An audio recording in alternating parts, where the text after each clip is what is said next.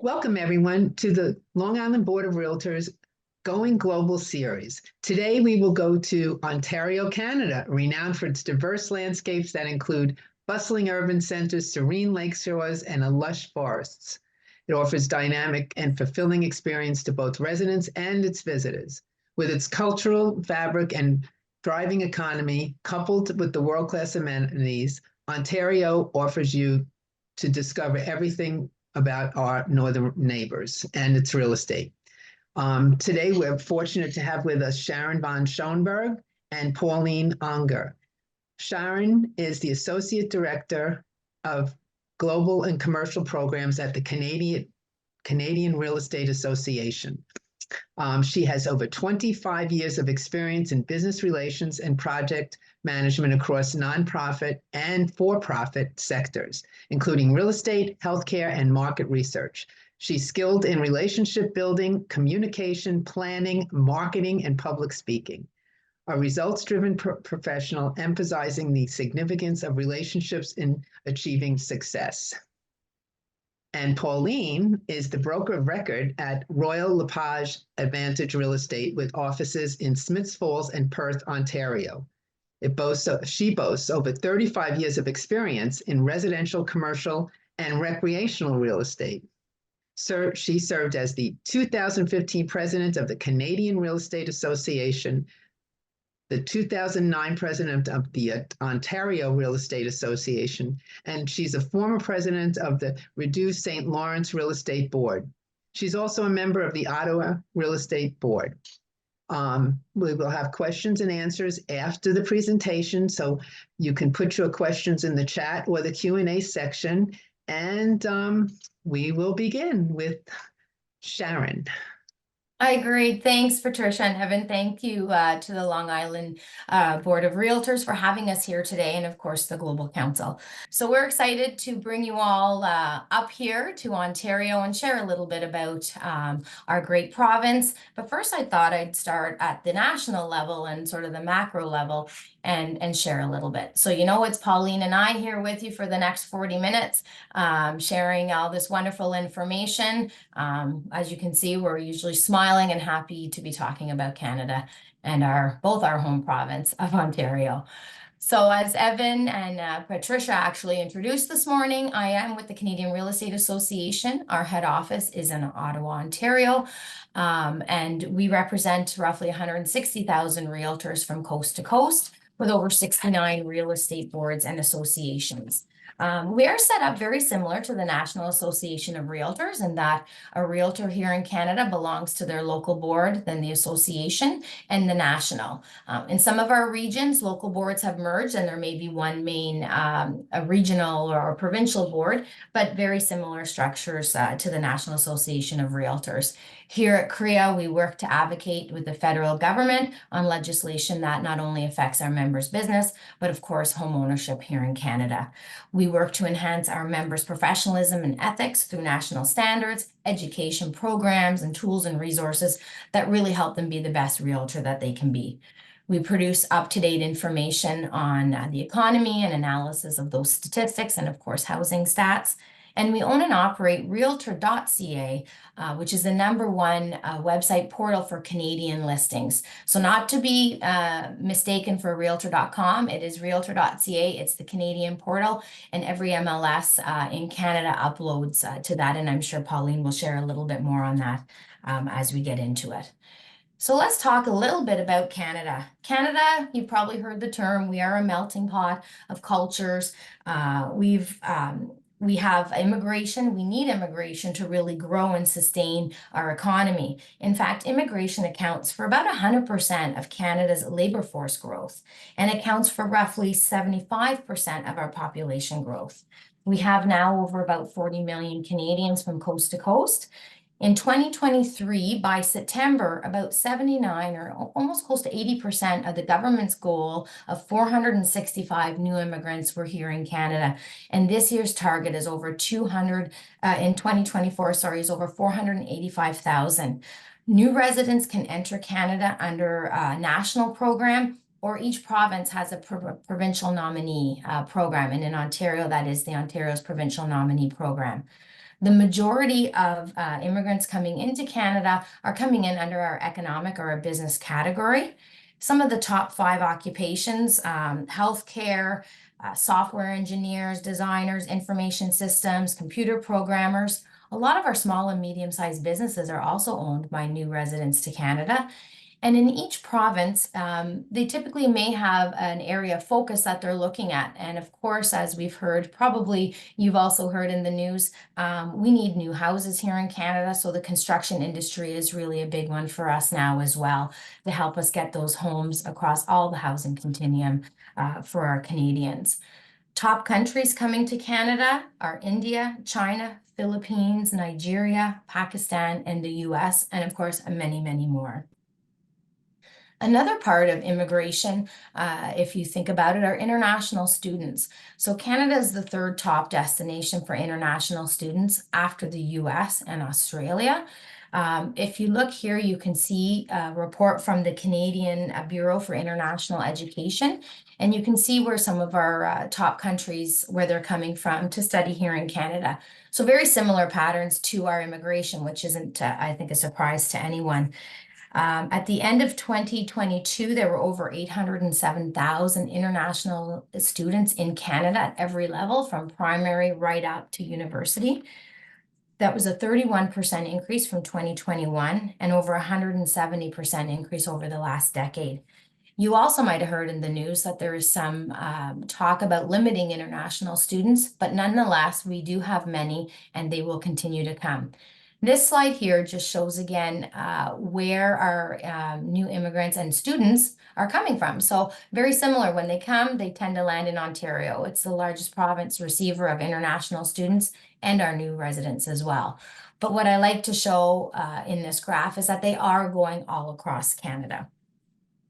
And similar to our immigration, top countries for students, India, China, you can see on the last slide, sorry, it was Philippines, and some of the growing countries that are coming, Hong Kong, Nigeria, and Colombia. We'll go on and let's talk about immigration, and let's just look at Ontario, since that's the province we're focusing on today. We already discussed immigration from the national perspective. You can see here on the map, Ontario is that sort of browned out province at the bottom. It's bordered by Manitoba on the west, Quebec on the east. And as I noted earlier, about 41% of all immigrants to Canada start in Ontario. And top countries in Ontario, very similar to what we see across Canada. We've got India, China, and the Philippines. Ontario's population is over 15 million. It's our most populous province of Canada, and about 40% of the country's population is living here. And it's the 2nd largest province in terms of land area, and it's about the size of Texas and Montana combined.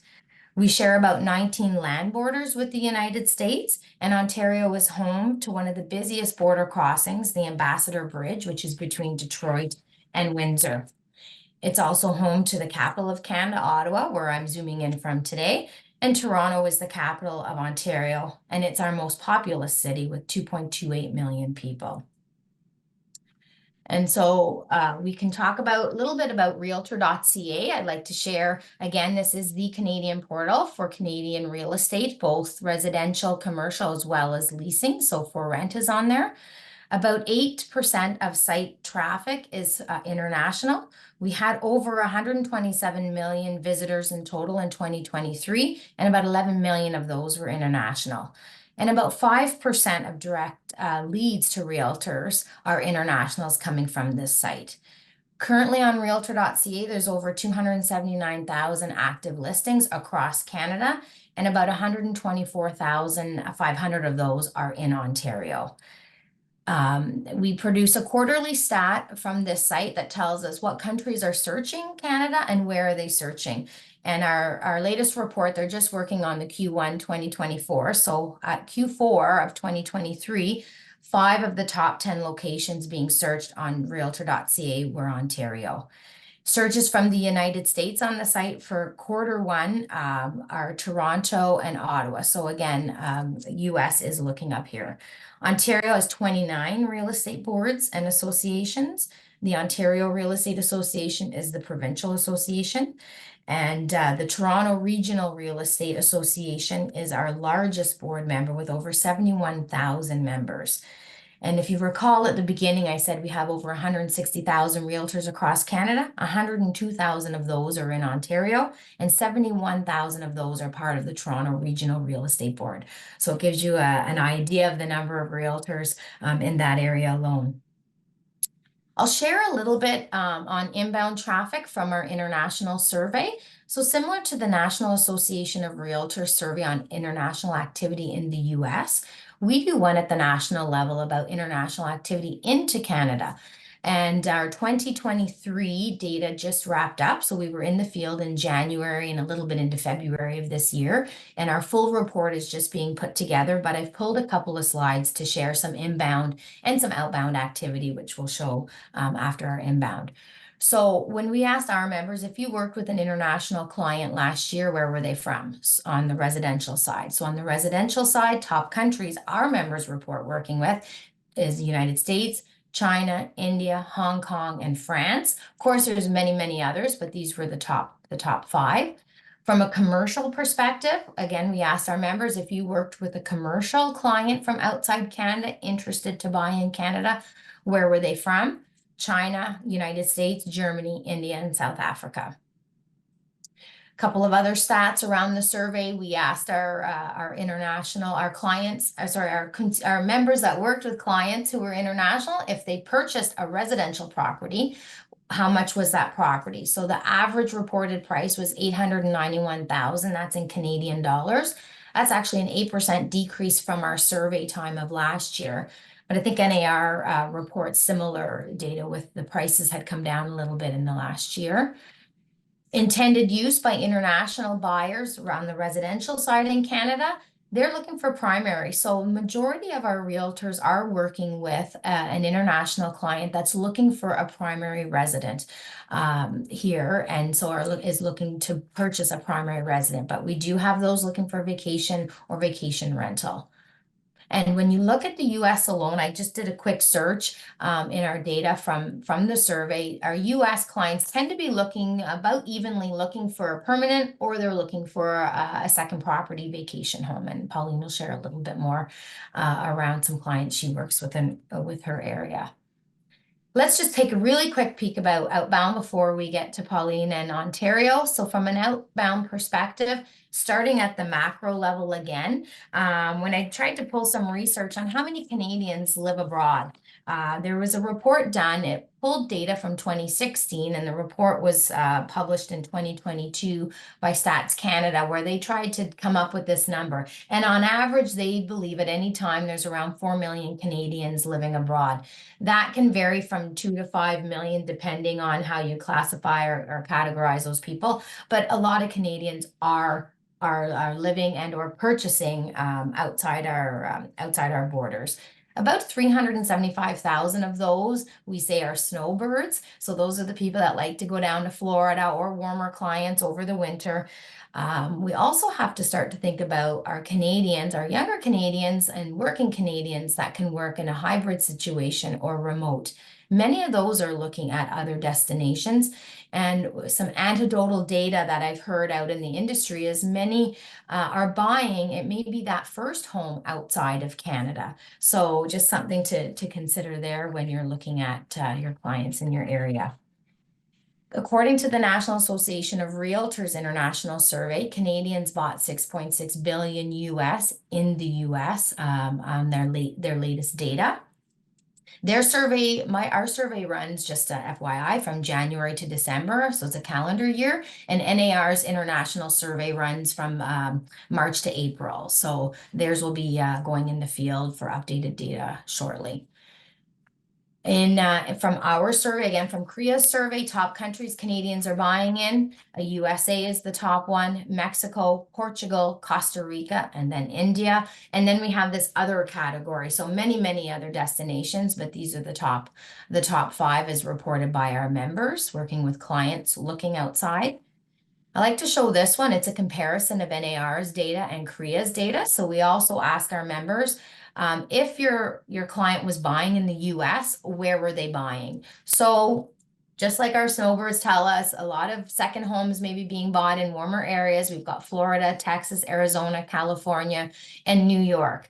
And you can see on NAR's study, New York, I don't think you made the cut there. You might have been around Vermont, but it's interesting to see the different, again, these are member reported data. So we send our survey to a random sample of members that give us about 10,000, I think, responded to our survey, give us an overview that's similar to the makeup of our membership.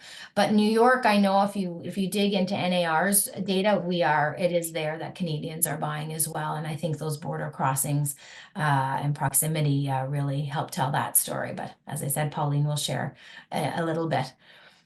And intended use by Canadians abroad, the majority of our Canadians are looking for vacation rental. And then, of course, that primary resident as well is up there.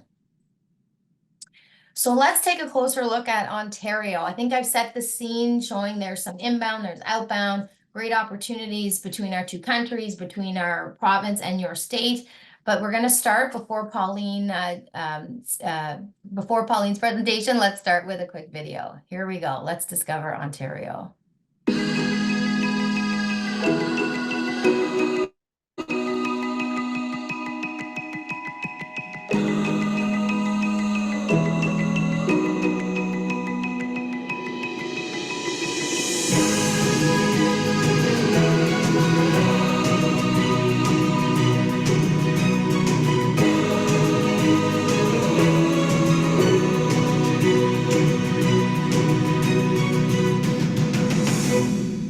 Great. Pauline, over to you.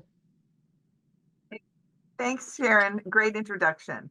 And I'm really thrilled to give a showcase of Ontario. But first of all, I have to tell you that I live within 45 minutes of the US border and 2 bridges. So I am often in New York State and know a lot of Canadians who actually own vacation properties in Upper New York State. So this just gives you a snapshot nationally. Our home price average is just under 700,000.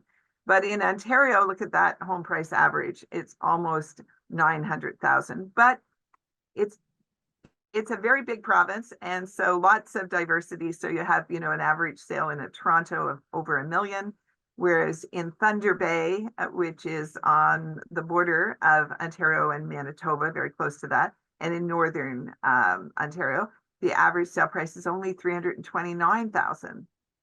And where I'm in between Ottawa and part of the Rideau St. Lawrence. Our average prices are there between the high 5s and the low 6s. So, and remembering that these are in Canadian prices, and when you calculate those in US prices, quite a difference. Thanks, Sharon. So, and it's very interesting how diverse Ontario is. So Sharon's going to take us to, so let's talk a little bit about differences. So in Ontario, our titles are guaranteed by our province. So years ago, we had to do a 40-year search to see if there was any problem with our titles. But slowly we've gone from a land registry system to what is called a land title system. So when I purchase a property or my client purchases a property, the province guarantees the title once they've taken title to it. So the only search that a lawyer does is from the previous owner to today when the new person is taking it. It's a great guarantee of great titles in Ontario. And the transaction timeline is our lawyers are doing all of the work. So we have a lawyer for the purchaser and a lawyer for the seller. And it cannot be the same lawyer. That's one of the rules in the law firms. And so they search the title, they answer any of the requisitions, which may be the questions on title. Is there a mortgage that needs to be discharged? Is there something with the municipality that needs to be checked? And one of the interesting things is when we listen to US realtors talk, they talk about escrow. So in Canada, when you do an offer, I did one last night, the people have a deposit of anywhere, depending on the value of the property, from 5,000 perhaps to 50 or 100,000. That money is put in a trust account, in the listing realtors company normally. So that's, we have very strict rules in Ontario about those trust fees. And the trust money has to be held there, and there are only a few ways to get the money out. So that's a very big difference. And part of when people are buying real estate, and whether it's somebody coming from another country or a Canadian buying it, the realtor sits down and explains the process to them, how long it will take, what the lawyers are going to do, and what happens on the day of closing. So very important stuff for every realtor to tell, whether it's a buyer coming from another country, whether it's a buyer coming from another province, whether it's a buyer simply in the town you live in. So very important to have a realtor who's explaining all of that. Thanks, Sharon.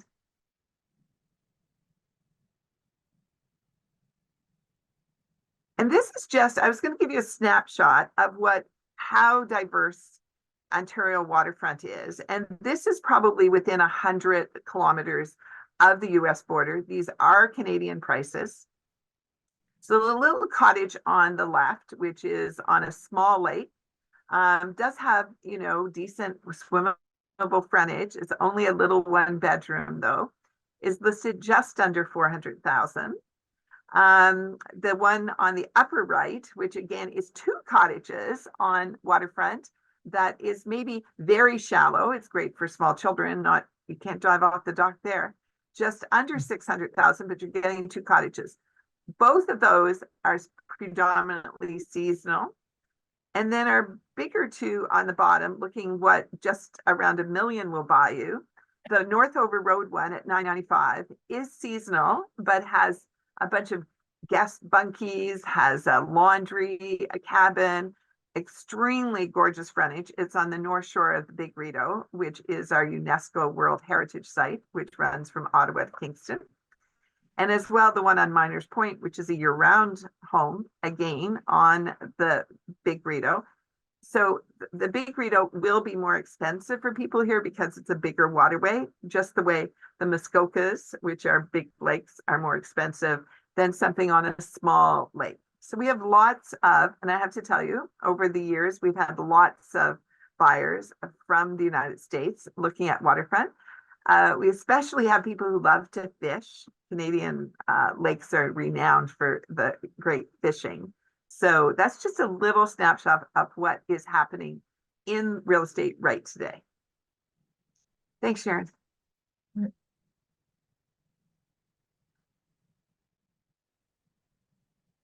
We're going to talk a little bit about what's happening in terms of foreign buyer bans and policies that are affecting all purchasers, not just foreign buyers, but all purchasers in Ontario and across Canada at the moment.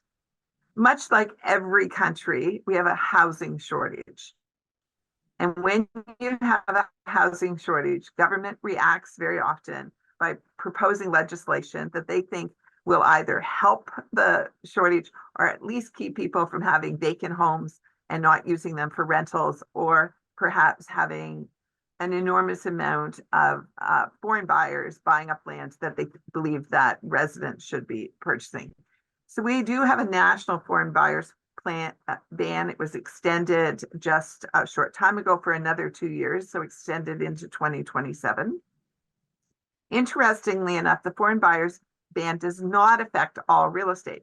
So in the area I sell, if you put in the postal code, there is no foreign buyer ban in my area. So all good for foreign buyers here. But we're going to talk about how the provincial tax does affect them. So we do have an underutilized housing tax. It's a 1% tax if your properties are vacant for very long periods of time.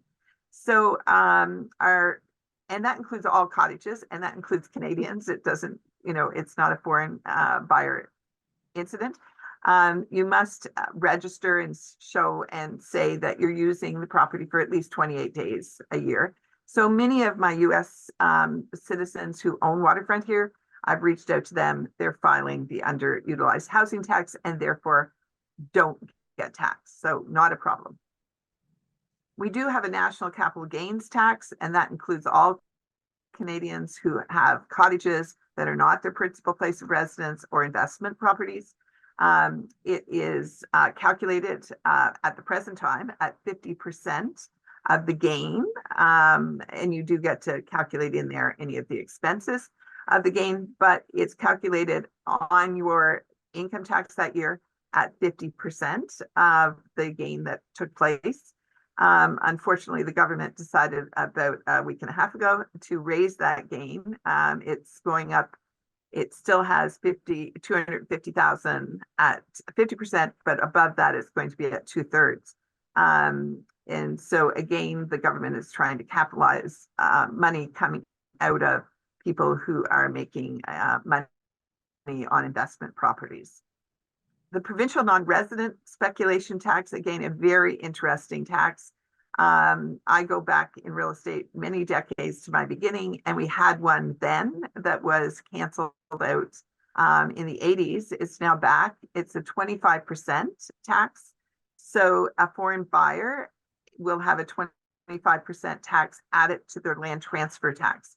And across Ontario, when we transfer real estate, there is a charge to the provincial government as we register the title of land transfer tax, and that's going to be added to it as well. As well, in the city of Ottawa, we have a vacancy tax, which also the city of Ottawa also has a large rural area, so that vacancy tax still affects it. So you have to register every year to say your property is still occupied. So, and lots of rules. I said the interesting thing about real estate is we develop more rules as time goes on. And some of those are get more and more interesting. I do laugh at how all governments everywhere look at how to control land and how to control real estate and how to control investments. And one of them is the easy target of real estate, unfortunately. So that's just a quick snapshot of what's happening in terms of the taxes in Ontario.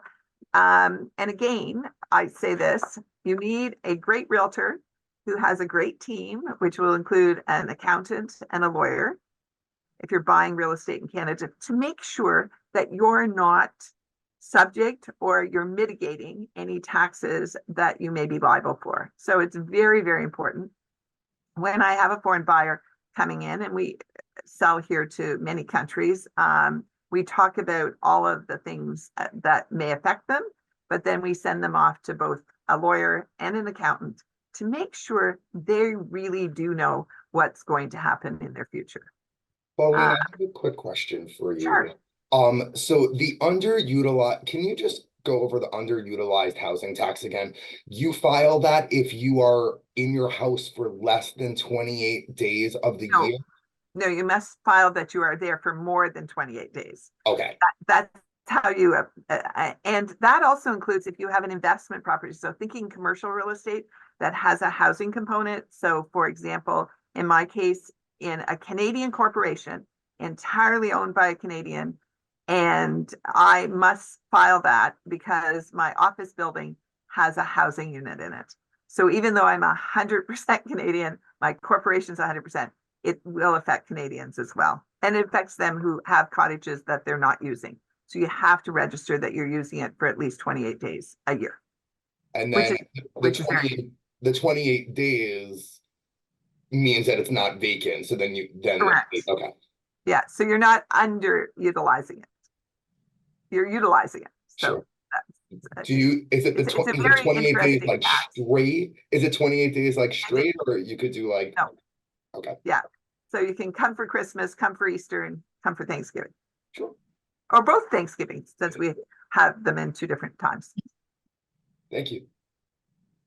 It's a very interesting tax. It only came in a year and a bit ago. It came in January of 2023 and came in as really quite a surprise to all of us. So even those of us who are Canadian, who have Canadian corporations, are scrambling to comply. So we're in the 2nd year. So we were just reminding everybody they have to do it annually. It's not just a one-time thing. Sharon, I think we're good there.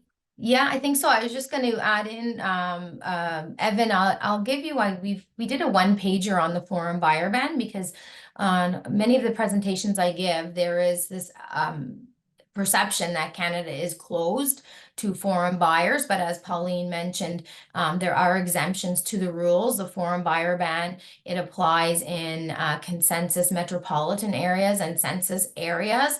And the Canadian Mortgage and Housing Corporation put together a really great website where you can put an address in and confirm if it's in that area or not. But as Pauline mentioned, this is why referrals are so great. You refer that client, establish a referral relationship with a realtor where your client's looking outside of your country, and you know that they're going to walk through that and have the correct information and connect them with the right affiliate partner, whether that's a lawyer, accountant, etc. And I think that's really important. I can't emphasize that enough, that your referral partner should be someone who's very up to date on how your buyers will be affected by all of the taxes. And as well, I always remind people, you can also refer your clients who have properties here who want to sell them. And again, that's a great referral partner who's going to make sure that their sale is, you know, without any stress, and they know exactly their expectations. So I always, it's very much, as I remind realtors who are referring to the United States, that it's not just new buyers who are going in.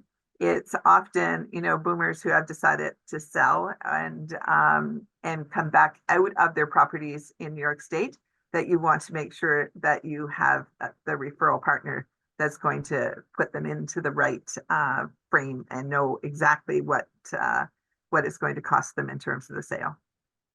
So it's a great thing to find the perfect referral partners.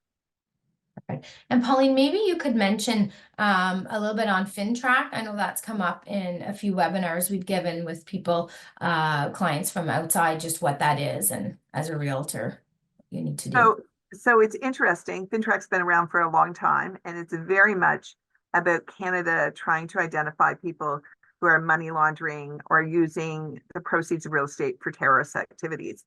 So, and people say, well, you know, I don't look like terrorists, but it's very much, we identify everyone. I've identified our lieutenant governor for the province. I've identified our MP. I've identified people who are definitely never going to be in that category, but the government requires every buyer and seller to be identified for FINTRAC. It's simply a matter of the realtor IDs them face to face with their identification, which is usually a driver's license or a passport. And we record that. And the only time that something's done with that is if the realtor believes that the person they're dealing with is doing something illegal. There are obviously red flags that come up. And so they then report them to FINTRAC as, you know, a suspicious transaction. But again, I say in Canada, the majority of our real estate is transferred very easily and without fear of that it is terrorist financing. But it's very good of the government to make sure that, again, in this day of very unusual things in the world, that our real estate is not being used for terrorist activity. Does that help, Sharon? Yeah, that's great. Thanks, Pauline. I appreciate it. And it's not scary at all. You just give them your driver's license. You know, realtor safety is such a big thing, and we have a realtor safety month in September. We do all of this stuff. We have all these resources for our members as well. But wow, with the facial recognition, that's a really great feature to have, is something like that. Perfect. Well, and the nice thing about it is, and I say this all the time, is we deal so often. I always say realtors are the only people who meet perfect strangers all the time and never worry about it. So it's very important. And what we do often is have the people come to the office first so we can do the identification. And it just makes everybody feel a little bit more comfortable. And I think realtor safety is very, very important. Yeah, for sure. For sure. Great comments. And Sharon, I did talk about cross-border referrals. I'm going to kick it back to you because I think that we have the best global network to do it. And by the way, I'm very fond of New York State. So just so you know that, and especially Long Island. So Sharon, back to you. Perfect. Thanks so much, Pauline. And so I hope we provided a bit of a snapshot, Evan, for your organization and your members here today, and those that will be listening a little bit later. And as Pauline mentioned, really, it's all about those cross-border connections, having realtor to realtor connections, and that comfort level of referring your client over. You've got your license in your state, your home province, or your home state. It just makes smart business sense to refer someone when it's out of your area. So I have a couple of slides to share some things that are going on in the global here at CREA Global, and a little bit about our global affiliate program, which Pauline alluded to. But I just wanted to check, Evan, if there were a couple of other questions or anything in the chat or Q&A that we wanted to hit on before we kind of wrap up with a couple of announcements. There actually are a few, and I There have a you couple go. that I've been writing down as well. Does the government require that a foreign investor live in Canada for a period of time prior to purchasing a house? So if you become a landed immigrant, so there is a process that you're not a resident, but you have a landed immigrant status. You then can buy real estate. So there is a process that goes through. I have to say that thank goodness, since we're post-COVID, it's a little faster because of course all governments were backed up. But there is a residency requirement, yes. Back to one of your comments before about meeting your potential clients or customers at the office first. I know COVID really changed the structure of business for a lot of industries. A lot of people are working remote. What's the real estate industry like? Is it remote? Is there an office? Do people go to offices? What's it like?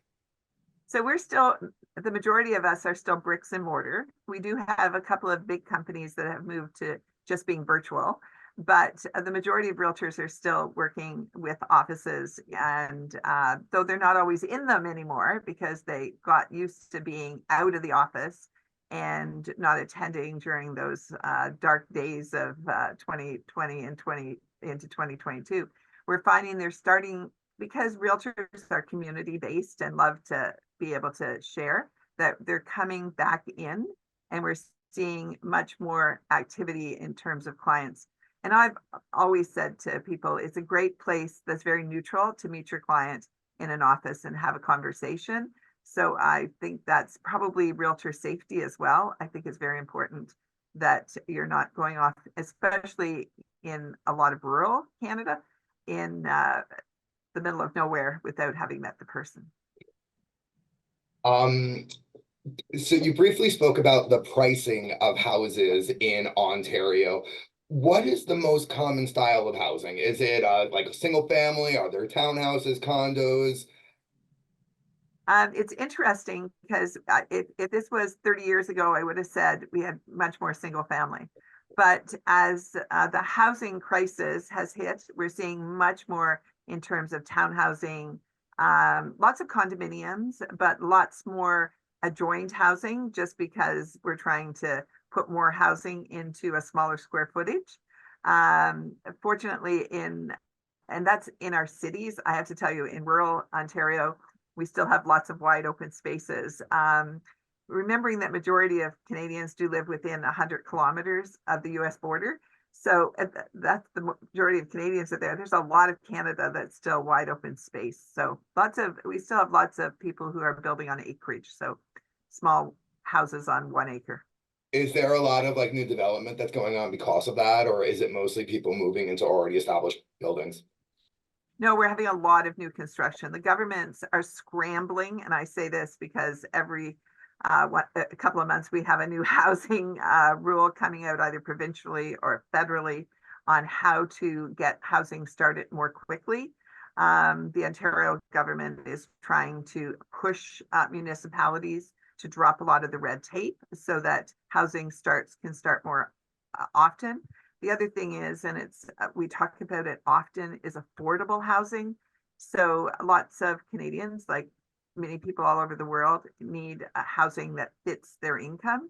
So we're also concentrating on a lot of buildings on they're building a building, but part of the building will be more affordable housing. And that's part of perhaps getting through municipality regulations faster.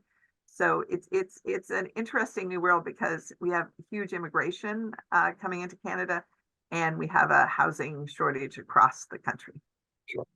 You know, as you were talking about the housing shortage and the numbers and the spiking and everything, you know, you have to, with our borders being so close and, you know, there's so much political unrest, you know, I was, you know, I was just curious, you know, if there's any correlation in like the election years versus immigration to or from, Canada, but I know that that's a pretty loaded question. So we're gonna just we'll skip that one. But it is interesting because I'm going to tell you just a funny little story in our area. So we're seeing employers of fast food restaurants who cannot find Canadians because there's just not enough workforce. They're bringing their workforce in from other countries. So it's very interesting to watch how quickly the world is changing. And I think we will continue to see that. Yeah, I was just going to jump in, Evan, to share, according to our survey and the NAR International Activity Survey, on both sides, we see that the most clients are looking for detached, followed by condo, then town, and that's both inbound, outbound. And I quickly just did a search for some housing starts just to share. And the trend was in March of this year, there was 243,000 housing starts, which was down 1.6 from February. Multi-unit starts decreased 8%, but 180,000 starts there, and rural starts in March were 21,000. So as Pauline said, a lot of development going on, and I think we'll start to see more change on that density of types of units built for sure. And you know, I'm wondering if even some of the reasons why those numbers are down is just because the building material is hard to find. Yes. Yeah. And the Yeah. cost. And cost. Yeah. Yeah. Post-pandemic has been really an eye-opener for, you know, cost of construction. So we see that among our clients who are thinking of making renovations, or, you know, just the difference in the cost of doing something today versus 2019. Yeah. And our mortgage rates, we didn't mention, but the Bank of Canada held its bank rate. So we were hoping they might have made a decrease announcement this last time, but the next one will be June. I think word on the street, or the financial street, is maybe by July we'll see a decrease to that bank rate. I don't know, Pauline, if you had anything to share there. We're always optimistic. That was the sixth time they stayed the course after almost 12 quick increases. So everybody is predicting June. I'm a little worried that it may not be until, you know, later in the summer. But the other thing that would come with it is a lot of buyers who have been standing off on the sidelines waiting to see any kind of decrease will jump in. So we still have a very big shortage of inventory. It's a little better this year than last year, but it's still a shortage of inventory. So we know there are lots of buyers who still have not bought their home yet. If we look at pre-COVID, just to that statement, Pauline, Realtor.ca pre-COVID averaged around 325 to 350 properties up on Realtor.ca, and as I mentioned earlier, we're at 279. So 279,000 properties across Canada, whether that be for sale, residential, commercial, and leasing. But pre-COVID, those numbers would have been around the 350,000. So a lot changed, but working our way back up there. What are the mortgage rates right now? Negotiated, you can probably do a 5-year for just between 5% and 6%. There's something interesting too. Those are in Canadian dollars. Yeah. The other interesting thing with interest, I believe in the US, you can write off or claim your mortgage and interest rate. We can't, that's not true in Canada. But in Canada, all our principal places of residence never have capital gains. Yeah, that's true. So everybody who's buying and selling, that's exempt from any capital gain, no matter how long you own it and no matter how much of a gain you have. So that's kind of the positives. Yeah. Can't write up our interest, but we don't pay capital gains on our primary residence. Can you give us an idea on the real estate taxes on an average home? So when you're looking at it, and I'm going to tell you, every municipality sets their rate differently. It's based on a mill rate, and then the mill rate is multiplied by it. So, but on the average, you're probably looking anywhere from, and our very high-end waterfront, if we were looking at $1 million waterfront, you're going to be paying, $10,000. So you're probably looking at roughly 1% to 1.5%. So on a $300,000 house, you're $3,000, 5,000 roughly. And that's a generality because every municipality will be different, and some are very high, and our waterfront is more expensive than anything. So I saw, but to give you a kind of a comparable, I went out to see a $300,000 listing on the weekend, and their taxes are roughly $14,000. So that's a little less. That's a 0.5%. All right. I know we're getting close to the end, and I want to give Sharon enough time, but just really quickly, in the very beginning of the presentation, we were talking about commercial.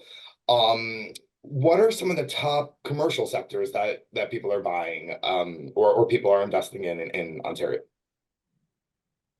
I think you're going to see a lot of differentials between that, but Sharon's going to give you a highlight of it. Yeah, so I have a report is just coming out from we work with Framework Analysts here in Canada for that survey.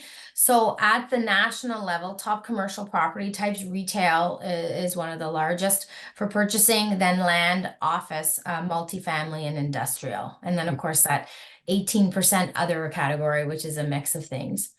But I think you see some similar trends. And as I noted, we'll be hosting a commercial webinar on May, I think it's 29th, the last Wednesday in May. And Evan, I will share that link with you. We'll have Steve DeCruz. He's a CCIM Western Canada president and a commercial realtor licensed in BC, Alberta, Saskatchewan, I think soon to be Ontario, and he will be doing a snapshot of Canadian real estate. So that might be a great one for your members who are interested to learn a little bit more about what's happening on the commercial landscape, from trends, ESG, green initiatives to top investments. So we'd love to have your members join us. Yeah, I think we would love to join. Perfect. All right, there's a couple of other questions, but I think we should kind of start wrapping up. I know you have some stuff that you'd like to end with also. That's great. It's always great to get on these calls, and always some great questions and information sharing. So please, at the end, you'll see both Pauline and my contact. Anyone listening or watching this video later, please feel free to reach out with any questions at any time. Here at the Canadian Real Estate Association, one of the programs I oversee is our Global Affiliate program, and it's an opportunity for realtors from outside Canada to become a member of the Canadian Real Estate Association through our Global Affiliates program. So I have a really short video, and then I just wanted to highlight a couple of other activities coming up over, I guess we're almost in May next month. So let's just take a listen here. In real estate, connections mean opportunities. Making global connections can increase valuable referral opportunities and grow your business internationally. With the Canadian Real Estate Association's Global Affiliates, get access to a network of globally minded Canadian realtors and open the door to CREA's active global realtor directory, increased exposure for referrals, plus many more benefits. Because in the end, being a successful real estate professional isn't about where you are on the map. It's about the connections you have across it. Become a CREA Global Affiliate. www.creaglobal.ca. So I think what that really speaks to is, again, those connections, realtor to realtor, cross-border. And here at CREA, we do engage with our members through our global program. Those that are globally minded and interested opt into the program and are listed in the directory, and they can search. You can search by location, designation, language. And we host monthly webinars, as I mentioned, next month it will be on commercial real estate. We highlight different areas, all kinds of things. We also try and bring in some in-person events as well as attending, and try to encourage our members to come out with us and attend those. And of course, encourage our affiliates that are members with us to come out. So here's just a couple of pictures I pulled from both the National Association of Realtors Next Conference. That's the largest, where you see quite a few Canadians coming out, especially if it's in a warm location. I know this year it's in Boston, but a nice easy drive for many of our members. So we're excited to be there again this year in November, and looking to host a special sort of mid-morning session with our MOU partners, and Evan will chat more about that as well. So we hope to see some of your members come out and connect with our realtor members that are looking to make those cross-border connections. We host receptions as well. Upcoming next month is our Toronto Regional Real Estate Board will be hosting Realtor Quest. So it's put on by that local board, and the Canadian Real Estate Association attends. We have a couple of booths there. I'll have one in the global arena. Our other Korea booth will be in the main area. It's a touch point for our members to come and chat with our staff about things we're doing here at the national level. And for me, it's a great opportunity to meet with some international realtors.